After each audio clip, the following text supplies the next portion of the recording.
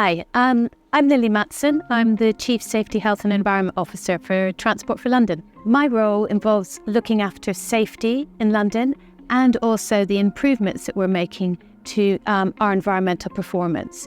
It's so important that TfL really looks at addressing sustainability in its practices because we have a big impact on the environment. We're London's largest consumer of electricity. We're one of London's largest landowners, so we look after a range of habitats, some of which are very important in terms of nature conservation. Transport accounts for around a quarter of all carbon emissions in London.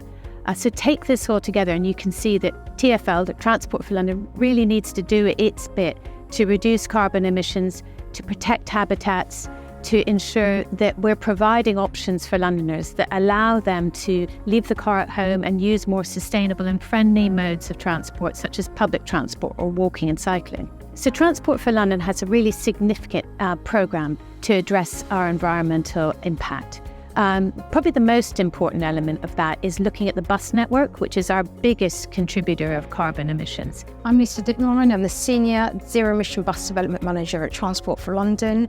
My responsibilities involve me developing the strategy and the roadmap to deliver a completely zero emission bus fleet by 2034. We currently have over 1,300 zero emission buses on the road. We have the largest zero emission bus fleet in Western Europe. Since 2021, all new buses entering the fleet have been zero emission. The zero emission buses are contributing to a sustainable future, so they have huge environmental benefits. They help to reduce emissions and help to tackle climate change. Buses are already one of the most sustainable public transport modes in London.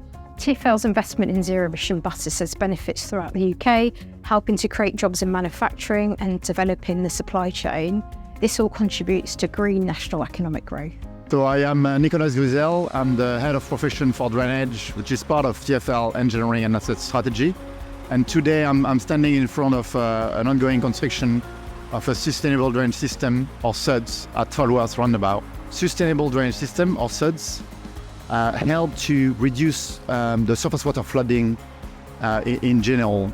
So they basically capture and slow down the surface water runoff coming from rainfall.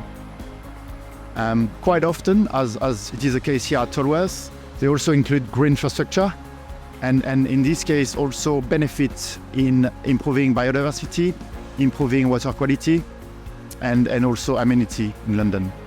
Right, so this is a rain garden we are currently building at Tolworth. So the way we've done that is we've using this Gabriel wall, we've built a 3-tier system to be able to maximize the storage we can use to capture the flow coming from the highway at the top.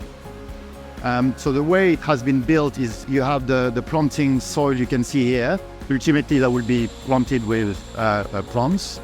And underneath you have a granular layer, capture the flow, and then we have a system of flow control with chambers, quite complicated to achieve what we have to achieve hydraulically. We have a huge ambition to build many of these schemes in the coming years to contribute to the target of the 50,000 square metre that the Mayor has set for us.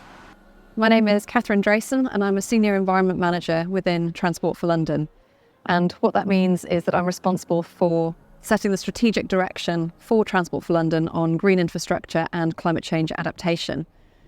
In practice, with the support of my team, I work with a huge number of people and a wide range of different teams across the entire business to implement the priorities and policies within the Mayor's transport strategy. Wildflower verges are just a different way of managing the grass at the side of our roads. What it means in practice is changing the way that we mow our verges. It means changing the number of times that we mow, reducing that, and also changing the time of year at which we mow. The aim is to allow wildflowers to grow, to flower, and to set seed.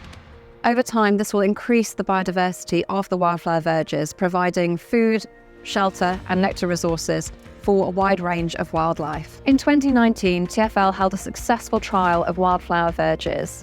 In 2023, we expanded this by 74,000 square metres to a total of just under 130,000 square metres.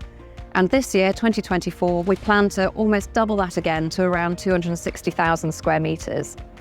In terms of what Londoners will see on the ground, The answer is colour and life. Hi, I'm Ronnie Ummon, Project Manager for London Underground. Reducing carbon is a critical part of our work to reduce the impact of public transport on climate change. The conversion of LEDs is one of the many measures we're taking across our transport network and buildings to help further decarbonise public transport. The work, which forms part of TfL's corporate environmental plan, has seen lighting throughout the stations upgraded to LED lighting, which uses up to 60% less energy than traditional lighting. Currently, more than a third of tube stations across London have been converted to LED lighting. These include stations like Oxford Circus, Arsenal, Golders Green, Clapham North. We've also started works at converting King's Cross. Next on the list is Bank Monument, and Westminster is on site at the moment. Over the next decade, TfL aims to have all stations converted to LED lighting, which will deliver a significant saving in associated CO2 and work to support London becoming net zero by 2030. The upgraded lighting also makes the station seem brighter and more welcoming, providing a better customer experience. It also helps us to reduce maintenance costs and help make London a greener and more sustainable city for us all. TfL is also working to convert depots to LED lighting and utilising smart technologies so that we can continue to operate the network, but in a much more energy efficient way. We're working to convert all lighting in bus shelters, including those used in advertising panels, to LED lighting.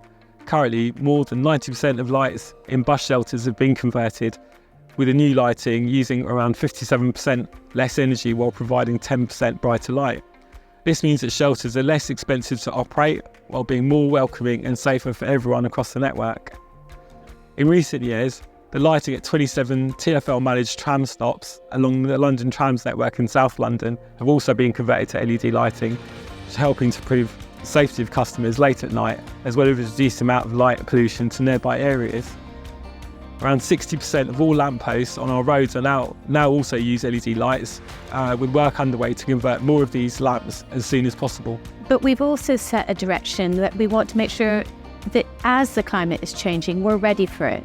Ready for more extreme weather, such as flooding, extreme heat, the risk of fires that you could have next to our railway tracks. All of that is brought together in our climate adaptation plan to ensure that our services are ready for a more extreme climate as the climate changes in future. And then our overall strategy is about encouraging as many people as possible to use sustainable transport, either walking, cycling, or using the public transport services, because all of these are ways of travelling which don't impact on carbon emissions and allow us all as Londoners to travel that much more sustainably with less impact on the planet.